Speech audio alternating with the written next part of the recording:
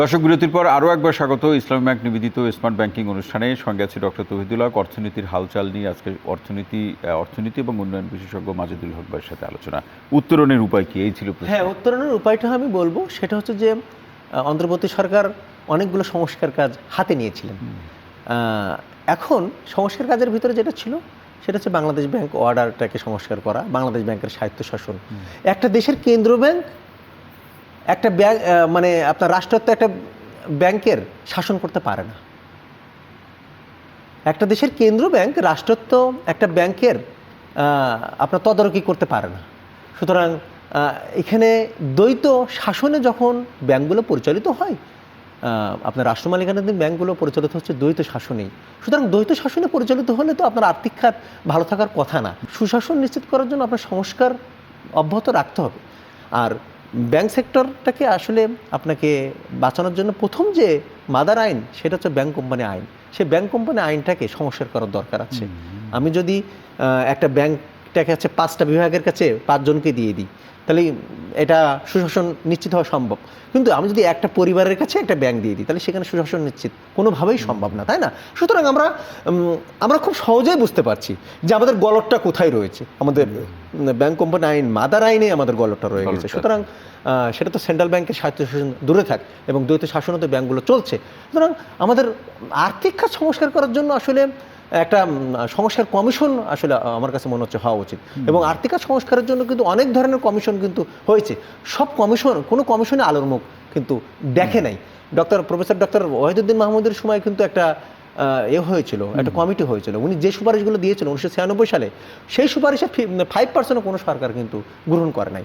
সুতরাং আমার কাছে মনে হচ্ছে যে আপনার বাংলাদেশে মানে যে এখানে একটা চমৎকার বিষয় বলেছেন, যে গ্রহণ করতে যে পারছে না, আপনি প্রতিনিয়ত লিখে বলার মাধ্যমে কি করণীয় সেগুলো বলছেন। আরও যারা সিনিয়র অর্থনীতিবিদ আছেন, উন্নয়ন বিষয়গুলো নিয়ে যারা কাজ করেন, তারা বলছেন যে কোনো সরকার, শুধু এই সরকারের ক্ষেত্রে বলছি না, এই সরকার যারাই থাকুক ক্ষমতায় গ্রহণ করতে পারেন, এর পিছনে রাজনীতিকই কারণ নাকি আমরা এই অবস্থার মধ্যে দিয়ে চলতে চাই? দেখেন, এখানে দুটো বিষয় আছে। সেটা হচ্ছে যে আপনার আমাদের দেশে যেটা হচ্ছে যে ট্রেডিশন ওয়েতেই আমরা আসলে চলতে চাই। যে ট্রেডিশনটা আপনার 2005 সালে ছিল, 1996 সালে ছিল, সেই ট্রেডিশনটাই আমরা ধরে রাখতে চাচ্ছি। এক।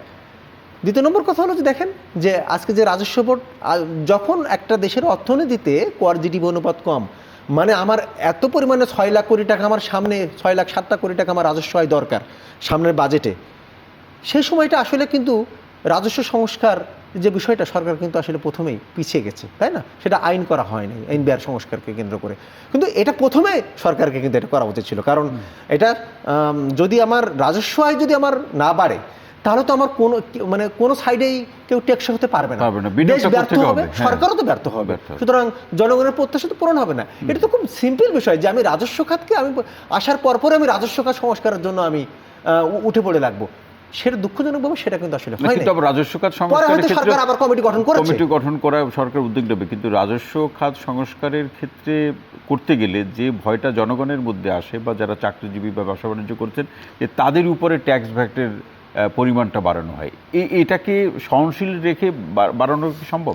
বাংলাদেশে যারা ট্যাক্স দিচ্ছে তারা দিচ্ছেই, আর যারা দিচ্ছে না তারা দিচ্ছে না। এটা দশকের পর দশক, এই গ্যাপটাকে আমাদের পূরণ করতে হবে। আরেকটা বিষয় হলো যে দেখেন যে আপনি যে কথাটা বললেন যে tax payer money, where tax pairs money will be spent, সেটা কিন্তু জনগণের অধিকার আছে। সেটা অবশ্যই জানার অধিকার আছে। ট্যাক্স পেয়ারদের মানি নিয়েই একটা ব্যাংকে ঢাললাম 20,000 কোটি টাকা, দিলাম 5টা ব্যাংকে 20,000 কোটি টাকা, আবার বললাম না ব্যাংক আমরা একীভূতকরণ করবো না, আমরা প্রাইভেট খাতে ব্যাংক ছেড়ে দিব। তাহলে জনগণের মানিগুলো নিয়ে আমরা এক এক ধরনের এক একটা সিদ্ধান্ত গ্রহণ করি, এক্সপেরিমেন্ট করা হয়। সুতরাং আপনি ট্যাক্স পেয়ারের মানি দিয়ে যদি আপনি এক্সপেরিমেন্ট কার্যক্রম করেন, আপনার তো রেভিনিউ, ট্যাক্স পেয়াররা তো রেভিনিউ দিতে চাইবে না, আপনার আয়কর দিতে চাইবে না, তারা ডিসকারেজ ফিল করবে। সুতরাং কিছু ভুল সিদ্ধান্ত আছে। তো এখন সেখান থেকে উত্তরণের উপায় কি, যদি একটু পয়েন্ট আকারে বলেন? সেখান থেকে উত্তরণের উপায়, রাজস্ব বৃদ্ধির উত্তরণের উপায় হচ্ছে যে আপনার কর ফাঁকি রোধ করা, আপনার ভ্যাট ফাঁকি রোধ করা, এবং আপনার ট্যাক্স নেট বাড়ানো। আপনার সরকার চেষ্টা করছে যে গ্রামে গঞ্জে পর্যন্ত সেখান থেকে ভ্যাট আদায় করবে, এটা খুব ভালো উদ্যোগ। এবং ইলেকট্রিক ফিসকাল ডিভাইস, প্রত্যেকটা দোকানে দোকানে ইলেকট্রিক ফিসকাল ডিভাইস বসাতে হবে, যেন পুরো ভ্যাটটা যেন ডাইরেক্ট একদম সরকারের কোষাগারে চলে। আরেকটা হলো যে আপনার যে ট্যাক্স পেয়ার এবং ট্যাক্স রিসিভারের ভিতরে যেন কোনো সম্পর্ক না থাকে, কোনো দেখাও না হয়। এক আর একটা বিষয় হলো যে বাংলাদেশে যে রাজস্ব আহরণ করার জন্য বাংলাদেশ সবসময় পরোক্ষ করের উপরে নির্ভরশীল হয়ে থাকে। আমরা পরোক্ষ কর থেকে বের হয়ে এসে আমাদেরকে প্রত্যক্ষ করের উপরে নির্ভরশীল হতে হবে। কারণ পরোক্ষ কর মানে কি, আমি আমদানি শুল্ক বাড়িয়ে দিচ্ছি বারবার, আমদানি শুল্ক বাড়িয়ে দিলে তো আমার মূল্যস্ফীতি বেড়ে যাচ্ছে, সাধারণ মানুষ ট্যাক্স পেয়ার হচ্ছে বেশি, কিন্তু মানে অতি ধনীদের কাছ থেকে আমরা টাকা নিতে পারছি না, এটাই আমাদের একটা ব্যর্থতা। অর্থনীতির এই হালচালে সাধারণ মানুষের উদ্দেশ্যে কি বলবেন, যারা আসলে এই অবস্থার মধ্যে দিয়ে সাধারণ মানুষ যাতে একটি খুব এভাবেই বলতে চাই যে বুদ্ধি করে যাতে বাঁচতে পারে, এই লক্ষ্যে কি পরামর্শ দিবেন? দেখেন যে আমি যেন দেখছি যে বর্তমান প্রেক্ষাপটে সাধারণ মানুষদেরকে আপনার সারভাইভ করাটা খুব কঠিনতর একটা কাজ হয়ে গেছে। আমি সরকারের কাছে একটা অনুরোধ করব যে সাধারণ মানুষের জন্য যে আজকে যে ফ্যামিলি কার্ড বিতরণ করা হচ্ছে, আপনার উপকারভোগীদের সংখ্যা বাড়ানো এবং টাকার পরিমাণও বাড়িয়ে দেওয়া, এবং এতে করে যারা রাজস্ব আয় সরকারকে করতে হবে। সরকার যদি রাজস্ব আয় করতে ব্যর্থ হয়, কাঙ্ক্ষিত রাজস্ব আয় বাড়াতে যদি ব্যর্থ হয়, সরকারের কোনো কাজই টেকসই রাখতে পারবে না। সুতরাং সাধারণ মানুষকে বাঁচানোর জন্য আমার প্রথমে দরকার সরকারকে রাজস্ব আয়ের উপরে আমাকে নজর দেওয়া, না হলে সাধারণ মানুষকে টিকে রাখাটা রাষ্ট্রের জন্য কোনোভাবেই সম্ভব, খুব কঠিন, এবং এখানে অনাস্থা এবং অবিশ্বাস তৈরি হবে। এবং নিত্যপণ্যের মূল্যের প্রসঙ্গে বা মূল্য সহনশীল রাখার কোনো বাস্তবতা কি আছে, নাকি এটা আর সম্ভব নয়? আছে, বাস্তবতা হচ্ছে দেখেন যে যখনই বাজার আপনার গরম হয়ে যায়, যখনই বাজার ডিস্টরশন হয়ে যায়, মার্কেট ডিস্টরশন হয়ে যায়, সেখানে কিন্তু আসলে আপনার সরকার দলীয় লোকজন থাকে, এবং সরকার যদি রাষ্ট্র যদি ইচ্ছা করে, সরকার যদি ইচ্ছা করে, দ্য গভর্নমেন্ট ইন পাওয়ার যদি ইচ্ছা করে, তাহলে কিন্তু এটা কন্ট্রোল করা সম্ভব। এবং বাংলাদেশে অনেক কিছু আপনার উইথিন সেকেন্ডে কন্ট্রোল হয়েছে, সরকারের সদিচ্ছা বাজারও কন্ট্রোল করা সম্ভব, বাজারও কন্ট্রোল করা সম্ভব, যার মধ্যে দিয়ে অর্থনীতির হালচালও একটা গতিশীলতা পাবে এবং সাধারণ মানুষও ভালো থাকবে, সেটি আপনি বলছেন। মাজিদুল হক, আপনাকে অসংখ্য ধন্যবাদ আজকের আলোচনায় সময় দেওয়ার জন্য এবং আপনার গঠনমূলক পর্যালোচনার জন্য। আপনাকে ধন্যবাদ। প্রিয় দর্শক, আজকের মতো ইসলাম ব্যাংক নিবেদিত স্মার্ট ব্যাংকিং অনুষ্ঠানটি এখানেই শেষ করছি। সবাই ভালো থাকুন, সুস্থ থাকুন, নিরাপদে থাকুন। সঙ্গে থাকার জন্য অসংখ্য ধন্যবাদ।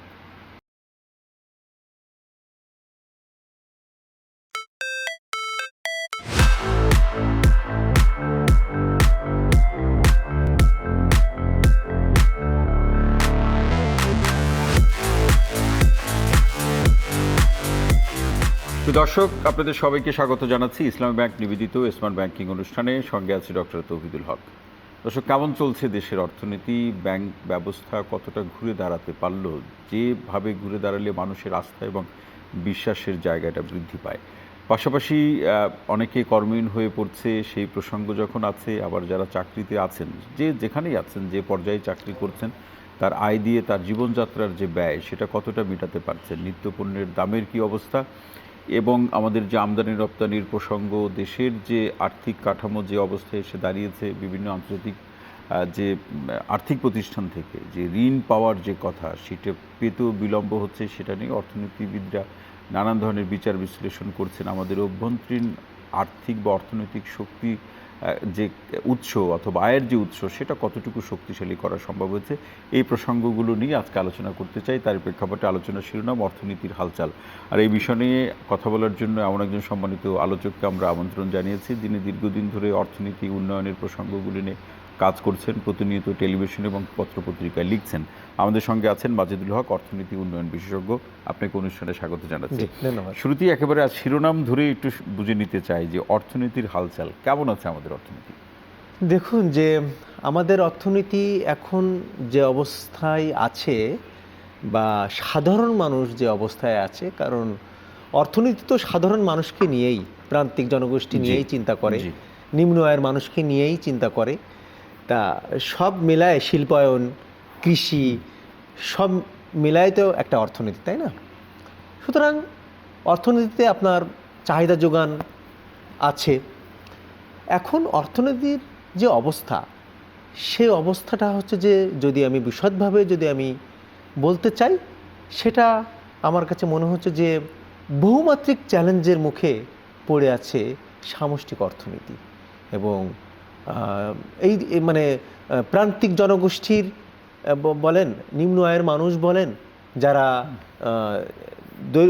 দারিদ্র্য সীমার নিচে চলে আসছে, তাদেরকে সামনের দিনে কিভাবে আসলে উদ্ধার করা যাবে সেটা একটা প্রশ্ন রয়ে যাচ্ছে। এই বহুমাত্রিক চ্যালেঞ্জগুলো বলছেন, সেটা আপনি যথার্থই এক কথায় শুনতে চাইলে এটাই এক কথায় বলার জন্য সবচেয়ে গ্রহণযোগ্য উত্তর। কিন্তু এই বহুমাত্রিক চ্যালেঞ্জগুলো আসলে কি কি সেটা একটু বুঝতে চাই। দেখেন, বহুমাত্রিক চ্যালেঞ্জ হচ্ছে যে, প্রথম চ্যালেঞ্জ হচ্ছে যে বাংলাদেশের সামষ্টিক অর্থনীতিতে উচ্চ মূল্যস্ফীতি বিরাজমান রয়েছে। এখন 2022-23 সালের পর থেকে মূল্যস্ফীতি কোনোভাবেই নিয়ন্ত্রণ করা যাচ্ছে না, কমানো যাচ্ছে না। এখন মূল্যস্ফীতি যখন অর্থনীতিতে বেড়ে যায়, মানুষের ক্রয় ক্ষমতা কমে যায়, মানুষের আয় থেকে ব্যয় বেড়ে যায়। মূল্যস্ফীতি বেড়ে গেলে মানুষ যখন এসেনশিয়াল গুডসগুলো কেনে, এসেনশিয়াল ফুড যখন ক্রয় করে, এরপরে কিন্তু একটা মানুষ সে স্বাস্থ্যসেবা ক্রয় করতে পারে না, সে শিক্ষা সেবা ক্রয় করতে পারে না, সে বিনোদন সেবা ক্রয় করতে পারে না।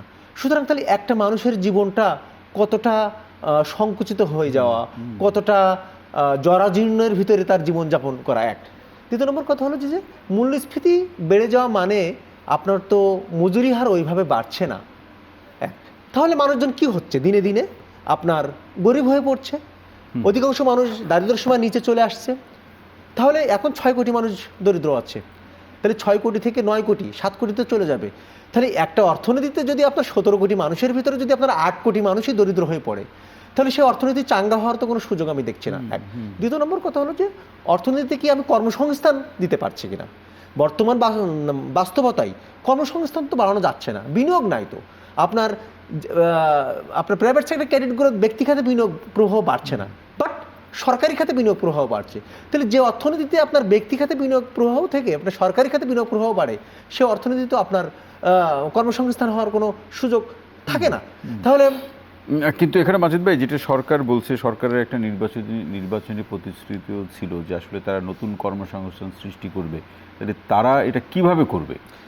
সরকার প্রতিশ্রুতি দিয়েছিল যে আপনার 5 বছরে 1 কোটি মানুষ আপনার বৈদেশিক শ্রম বাজারের মাধ্যম দিয়ে কর্মসংস্থান সৃষ্টি করার যে কোনো ভাবে দেশে বিদেশে তাদেরকে কর্মের সাথে সম্পৃক্ত করবে। কিন্তু কথা হলো যে সরকার আসার পরপরই মালয়েশিয়া শ্রম বাজারের সাথে যে সংকট ছিল, সম্পর্কের যে টানাপোড়েন ছিল, সেটা কিছুটা উন্নতি হয়েছে।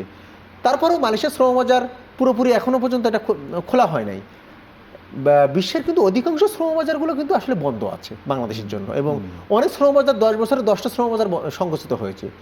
এর বহুবিধ কারণ নতুন করে যে ইরান যে সংকট, ইরান যুক্তরাষ্ট্র ইসরায়েলের সংকটকে কেন্দ্র করে তো মধ্যপ্রাচ্যের দেশগুলোতে, হ্যাঁ, এটা তো খুবই স্বাভাবিক। যখন আপনার যে দেশে আপনার যুদ্ধ হয়, প্রথম আঘাতটা আসে প্রবাসীদের উপরে। প্রবাসীদের যে আপনার যে মুভমেন্টটা, তাদের যে গতিবিধিটাকে প্রথমে নিয়ন্ত্রণে আনা হয়। কারণ করোনা ভাইরাস যখন হয়েছিল তখন প্রবাসীদের বলা হয়েছিল তারা করোনা ভাইরাস ছড়াচ্ছে। সুতরাং যারা আসলে বাইরে থাকে, প্রবাসীদের গতিবিধিটাকে প্রথমে নিয়ন্ত্রণ করা হয়। যখন যুদ্ধ হয় তারা ইনফরমেশন আদান প্রদান করতে পারে, এই ধরনের এতে। আরেকটা হলো যে দেখেন, যে বাংলাদেশের শ্রমবাজার সংকুচিত হওয়ার অন্যতম কারণ হচ্ছে যে মানব পাচার, অপরাধ যে চক্রটা। এই যে মানব পাচার সূচকে কিন্তু বাংলাদেশ কিন্তু খুব খারাপ অবস্থানে রয়েছে। আপনার 10 থেকে 12 বছর ধরে আপনার ভূমধ্যসাগর পাড়ি দিয়ে যে মানব পাচারগুলো হচ্ছে, এই স্ট্যাটিস্টিক্স তো আপনার বিভিন্ন জাতিসংঘের কাছে বা বিভিন্ন জায়গায় এটা পরিসংখ্যানটা সবার কাছে আছে। সুতরাং বাংলাদেশের যে শ্রমবাজার কেন সংকুচিত হচ্ছে, সংকুচিত হওয়ার নানাবিধ কারণ।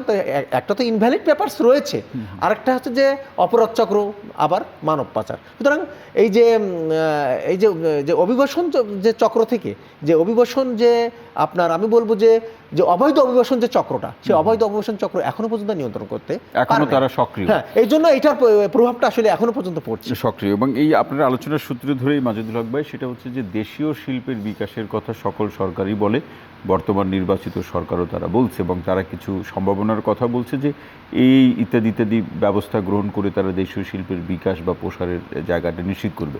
কিন্তু অর্থনীতির হালচাল আপনি যা দেখছেন, আমদানি রপ্তানির যে প্রসঙ্গ যা দেখছেন, জ্বালানি তেলের মূল্য বৃদ্ধির যে নতুন বাস্তবতা তৈরি হয়েছে, সব কিছু মিলে এই প্রশ্নটি আপনার কাছে আমি রেখে যাচ্ছি। বিরতি থেকে ফিরে এসে শুনবো যে স্থানীয় বা দেশীয় শিল্পের বিকাশ কতটা সম্ভব। প্রিয় দর্শক, আপনারা দেখছেন ইসলাম ব্যাংক নিবেদিত স্মার্ট ব্যাংকিং অনুষ্ঠান। নিচ্ছি ছোট্ট বিরতি, সঙ্গেই থাকুন।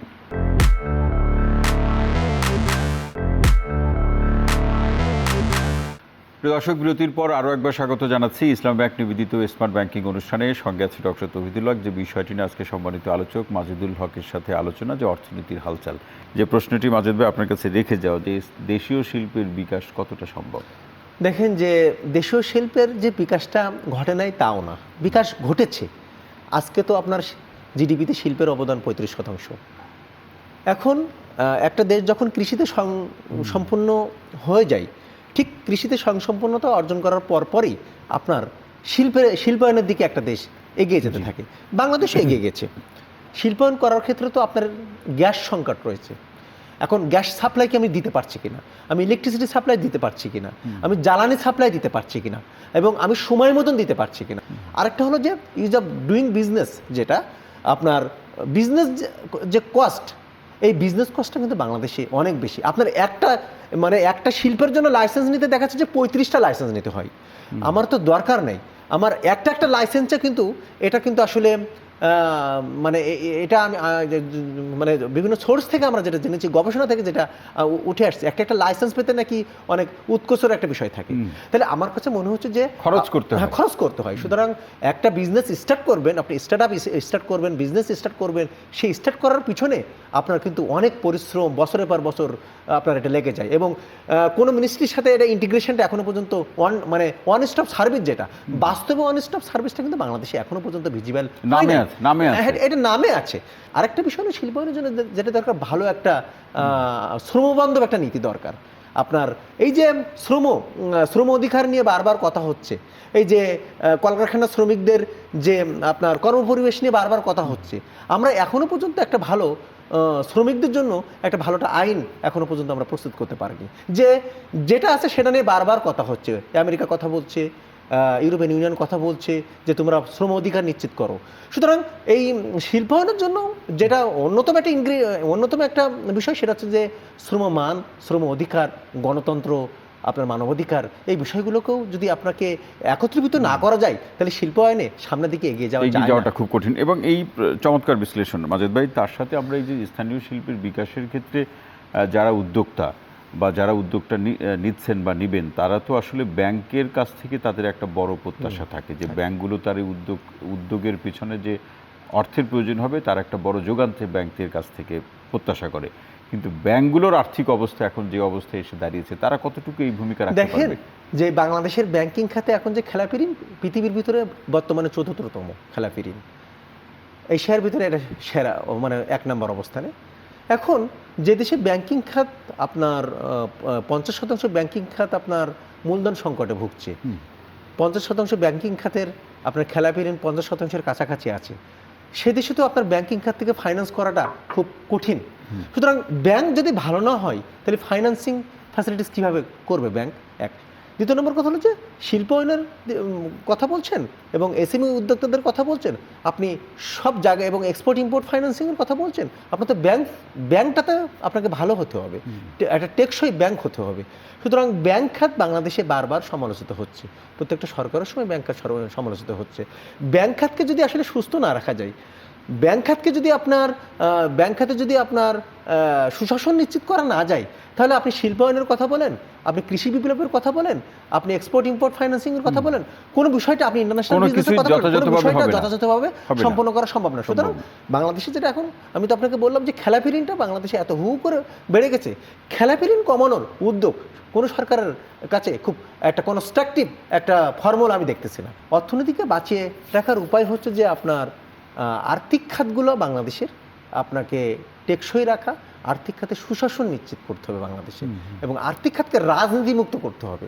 আপনি যদি আর্থিক খাতের বোর্ডগুলোতে আপনি যদি রাজনীতিকরণ করে ফেলান, তাহলে ওই আর্থিক খাত যে সার্ভিস দিবে, সেই সার্ভিসটা আপনার ওয়ান সাইডেড সার্ভিস হয়ে যাবে, এককেন্দ্রিক সার্ভিস হয়ে যাবে। এককেন্দ্রিক সার্ভিস আপনাকে খেলাপি ঋণ বাড়াবেই। বিগত সরকার যেটা দেখিয়ে গেছে যে রাষ্ট্রায়ত্ত ব্যাংকগুলো যে আজকে আপনার মূলধন সংকটে পড়ে গেছে, কারণ তারা ওয়ান সাইডেড পলিসি গ্রহণ করেছিল, ওয়ান সাইডেড ঋণ প্রদান করেছিল, এবং সেটা রাজনীতি দ্বারা প্রভাবিত হয়েছিল। সুতরাং আমার কাছে মনে হচ্ছে যে আর্থিক খাতকে আপনাকে বেগবান রাখতে হবে। আর্থিক খাতকে গতিশীল, অর্থনীতিকে গতিশীল রাখার জন্য আর্থিক খাতের টেকসইটা খুব জরুরি হয়ে পড়ছে, খুব জরুরি। এবং তাহলে আমরা আপনার এই আলোচনার সূত্র ধরে এখান থেকে উত্তরণের উপায় কি, এটাই প্রশ্ন হিসাবে থাকলো যে কিভাবে উত্তরণ ঘটাতে পারে সরকার, কোন কোন বিষয়গুলোতে গুরুত্ব দিতে পারে, স্বল্পমেয়াদী বলি, মধ্যমেয়াদী বা দীর্ঘমেয়াদী, এই প্রসঙ্গগুলো নিয়ে আমরা আলোচনা করবো। তবে বিরতি থেকে ফিরে আসে। প্রিয় দর্শক, আপনারা দেখছেন ইসলাম ব্যাংক নিবেদিত স্মার্ট ব্যাংকিং অনুষ্ঠান নিচ্ছে আরও একটি বিরতি, সঙ্গী থাকুন।